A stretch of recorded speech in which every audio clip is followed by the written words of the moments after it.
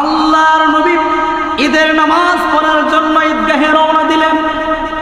এমন সময় রাস্তার পাশে দাঁড়িয়ে একটা এতিম বাচ্চা কান্নাকাটি করতেছে, হাউমাউ করে কাঁদতেছে। এতিম বাচ্চাটির কান্নার আওয়াজ শুনে আমার নবী, দয়ার নবী, মায়ার নবী, উম্মতের কান্ডারি, রাহমাতুল লিল আলামিন, এতিম নবী, বিশ্ব নবী জনাব মুহাম্মদুর রাসূলুল্লাহ সাল্লাল্লাহু আলাইহি ওয়াসাল্লাম থমকে দাঁড়িয়ে গেলেন। এতিম বাচ্চাটির কান্নার আওয়াজ শুনে নবীজির মনে মায়া লেগে গেছে। নবীজি আর সামনের দিকে এগোতে পারলেন না। এতিম বাচ্চাটির কাছে আসলেন, জিজ্ঞেস করলেন, হে শিশু, তুমি কাঁদতেছে কেন? আজকে তো ঈদের দিন, আনন্দের দিন, বাচ্চারা আনন্দ করতেছে, দৌড়াদৌড়ি করতেছে। আজকে ঈদের দিনে তুমি কাঁদো কেন? তোমার কি দুঃখ আমার কাছে বলো। এতিম বাচ্চাটি বলল, না না, আমি তোমার কাছে বলবো না, কারণ আমার মা আমাকে বলে দিয়েছেন এখান দিয়ে যখন আমার দয়ার নবী, মায়ার নবী, এতিম নবী, উম্মতের কান্ডারি, রাহমাতুল লিল আলামিন, বিশ্ব নবী জনাবে মুহাম্মদুর রাসূলুল্লাহ সাল্লাল্লাহু আলাইহি ওয়াসাল্লাম যাবেন, আমি যেন আমার এতিম নবীর কাছে আমার সব দুঃখের কথাগুলো বলি। আমার ভাইরা, এতিম বাচ্চাটির এই কথা শুনে আমার নবী, এতিম নবী, মায়ার নবী, এতিম বাচ্চাটিকে কুলে নিলেন, আদর করলেন, আর বলতে লাগলেন, হে শিশু, তুমি সেই সকাল থেকে যা অপেক্ষায় দাঁড়িয়ে আছো, তিনি আর কেউ নন, তিনি আর কেউ নন, আমি হলাম সেই এতিম নবী মুহাম্মদুর রাসূলুল্লাহ সাল্লাল্লাহু আলাইহি ওয়াসাল্লাম। বলো, তোমার দুঃখের কথাগুলো বলো, তোমার কি দুঃখ?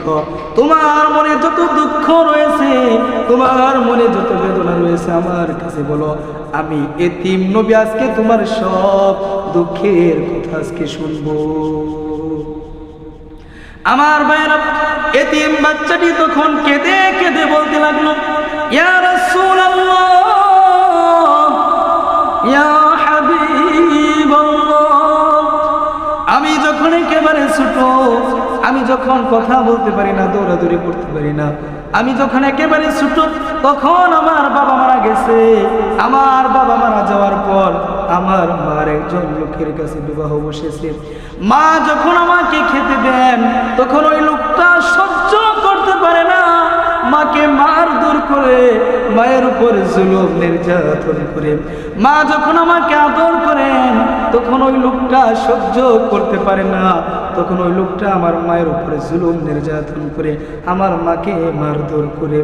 ইয়া রাসূলুল্লাহ, ইয়া হাবিবাল্লাহ, আমার মা আমাকে বললেন, বাবারে, আজকে একটা ঈদের দিন, আমি মা হয়ে তোমার জন্য কিছুই করতে পারলাম না রে বাবা। বাবারে, তুমি এতিম মানুষ, এই পৃথিবীতে তোমার দুঃখ আরেক এতিম ছাড়া আর কেউ বুঝবে না। তোমার দুঃখ একমাত্র এতিমেই বুঝবে, এতিম ছাড়া তোমার দুঃখ আর কেউ বুঝবে না। ইয়া রাসূলুল্লাহ, আজকে একটা ঈদের দিন, আনন্দের দিন, ছেলেমেয়েরা নতুন নতুন পোশাক পরেছে, তাদের বাবা মা তাদেরকে ভালো খাবারের ব্যবস্থা করেছে, তাদেরকে আদর যত্ন করতেছে, অথচ আমি এতিম, আমার বাবা নাই বলে আমারে কেউ পোশাক কিনে দেয় নাই, আমারে কেউ খেতে দেয় না, আমারে কেউ ভালোবাসে না। ইয়া রাসূলুল্লাহ, আমি এতিম বলে কেউ আমারে আদর করে না। আমার ভাইরা, এতিম বাচ্চাটির এই কথা শুনে আল্লাহ নবী আর চোখের পানি ধরে রাখতে পারলেন না।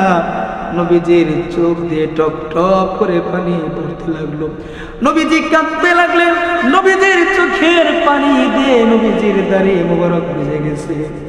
নবীজি এতিম বাচ্চাটিকে বললেন, এতিম রে, হে এতিম,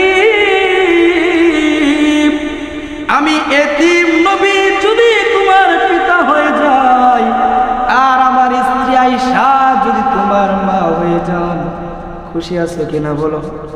আমার ভাইরা, নবীজির এই দরদ মাখা কথা শুনে এতিম বাচ্চাটি আরো জোরে জোরে কাঁদতে লাগলো। এতিম বাচ্চাটি কেঁদে কেঁদে বলতে লাগলো, ইয়া রাসূলুল্লাহ, ইয়া হাবিবাল্লাহ, আল্লাহর নবী, বিশ্ব নবী, আমি এতিমের বাবা হবেন আর বিশ্ব নবীর স্ত্রী আম্মা আয়েশা সিদ্দিকা রাদিয়াল্লাহু আনহা আমি এতিমের মা হবেন। এই পৃথিবীতে আমি এতিমের জন্য এর চাইতে খুশির বিষয় আর কিছুই হতে পারে না। আমার মায়েরা, নবীজি এতিম বাচ্চাটিকে কোলে নিয়ে বাড়িতে গেলেন আর ডেকে ডেকে বলতে লাগলেন, আয়েশা রে, হে আয়েশা, তুমি কোথায়? তাড়াতাড়ি বেরিয়ে আসো, দেখো তোমার জন্য কি নিয়ে আসছি।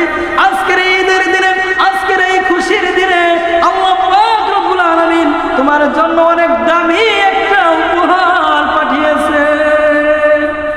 এই নাও, এতিম বাচ্চাটারে ধরো, আদর যত্ন করো, আল্লাহ পাক রব্বুল আলামিন তোমার উপর খুশি হয়ে যাবে। সুবহানাল্লাহ, সুবহানাল্লাহ। আমার ভাইরা, আমরা এমন একটা নবী পেয়েছি, আমরা এমন একটা নবীর উম্মত হতে পেরেছি, আমরা বিশ্ব নবীর উম্মত হতে পেরে কারো কারো খুশি, কারো কারো খুশি। হাত উঁচু করে আল্লাহর দেখা, হাত উঁচু করে আল্লাহর দেখা। নারায়ে তাকবীর। RA Muslim TV. Thanks for watching the full video of the YouTube channel.